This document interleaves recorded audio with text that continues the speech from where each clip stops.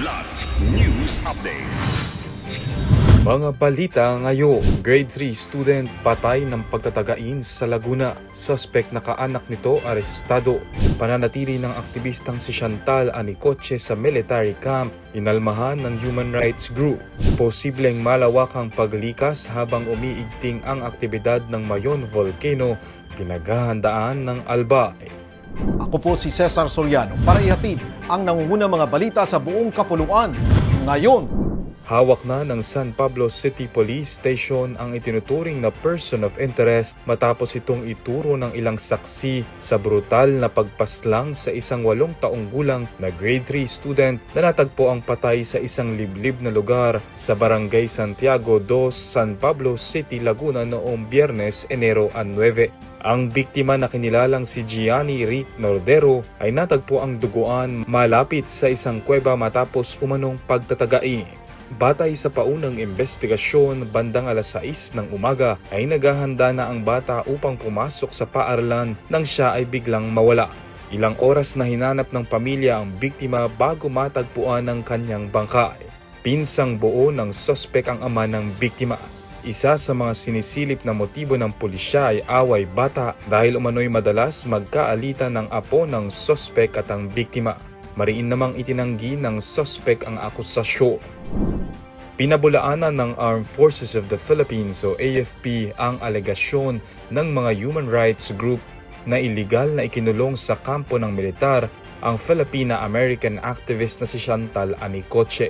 Kasunod ito ng protesta sa labas ng Camp Aguinaldo ng ilang grupo kaugnay ng anilay walang legal na basihan na pagkulong kay Anicoche.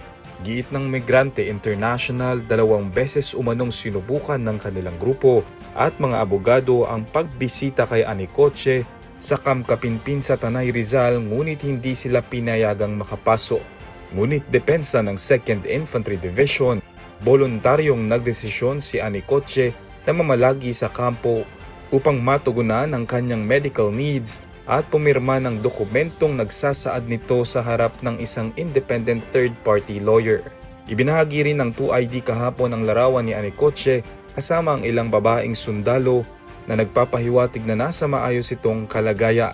Ayon sa militar, na-rescue si Anicoche ng mga tauhan noong Enero 8, halos 400 metro mula sa pinangyarihan ng engkwentro laban sa mga miyembro ng New People's Army sa Abra de Ilog, Occidental Mindoro noong bagong taon.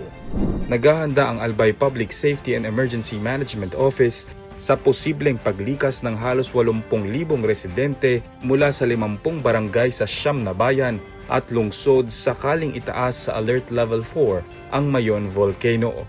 Inihahanda na ang mga paaralan bilang evacuation centers, katuwang ang DepEd habang nagpapatuloy ang pagkukumpuni ng pasilidad at prepositioning ng supply at gamot. Nakipag-ugnay na rin ang mga ospital sa lalawigan para sa posibleng pagdagsa ng pasyente.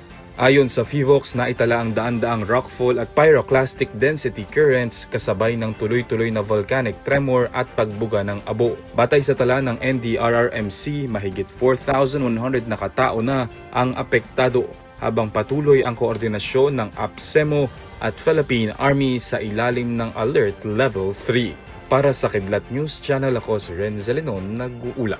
Ako po si Cesar Soriano, kasama nyo sa bawat pagputo ng balita.